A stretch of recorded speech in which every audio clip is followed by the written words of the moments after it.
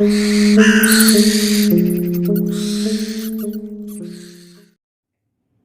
नाम त्रिलोक है और मैं एक तांत्रिक हूँ। और ये बात तब की है जब मैंने अपनी हवेली का ख्याल रखने के लिए एक कामवाली बाई रखी थी।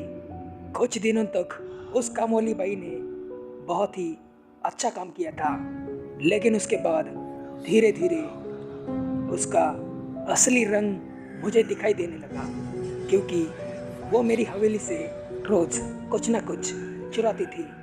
और मैं जब उस हवेली में नहीं होता हूँ तब वो मेरे ही कमरे में जाकर काला जादू करती थी। मुझे बिल्कुल भी पता नहीं था कि वो ऐसा क्यों करती थी, लेकिन एक दिन मुझे उसकी सारी करतूतों के बारे में सब कुछ पता चल गया।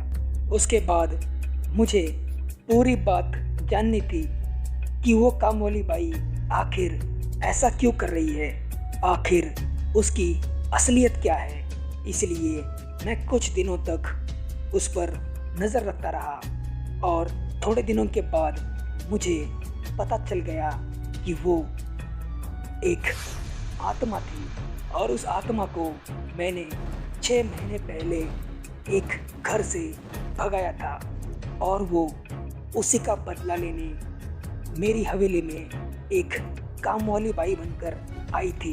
लेकिन अब मुझे उसके बारे में सब कुछ पता था, पर फिर भी मैंने उसे कुछ भी नुकसान नहीं पहुंचाया, बल्कि मैं पौर्णिमा की रात का इंतज़ार कर रहा था, क्योंकि पौर्णिमा की रात को प्रेत आत्माओं की शक्तियाँ बहुत ही ज़्यादा कम होती है।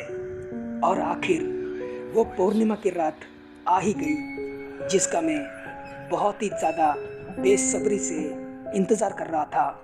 उस कामवाली बाई ने मेरी हवेली को पूरी तरह से तहस नहस किया था और उस रात मैं मेरे आश्रम में बैठकर पूजा कर रहा था और मेरी मदद करने के बहाने मैंने उस कामवाली बाई को वहाँ पर बुला लिया और उसके बाद मैंने भी उसे अपना असली रंग दिखा दिया। मुझे पता चल गया तुम कौन हो और तुम्हारी इतनी हिम्मत कि तुम मुझसे बदला लेने आ गई हो। इस पर उस कामवाली बाई ने कहा, मैं तुझे नहीं छोड़ूंगी। इस पर मैंने कहा, तुम मुझे कुछ भी नहीं कर सकती, क्योंकि आज पौर्णिमा की रात है और आज तो तुम्हारी शक्तियाँ बिल्कुल भी काम नहीं करने वाली और तुम मेरे सामने टिक नहीं सकती।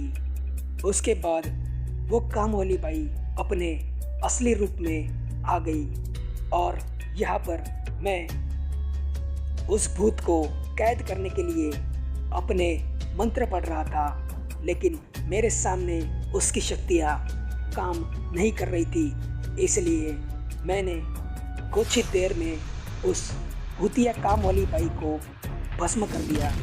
अब इस बात को कुछ ही दिन बीत चुके हैं, लेकिन मेरे साथ भगवान है और इसलिए मुझे मारना किसी के भी बस की बात नहीं है।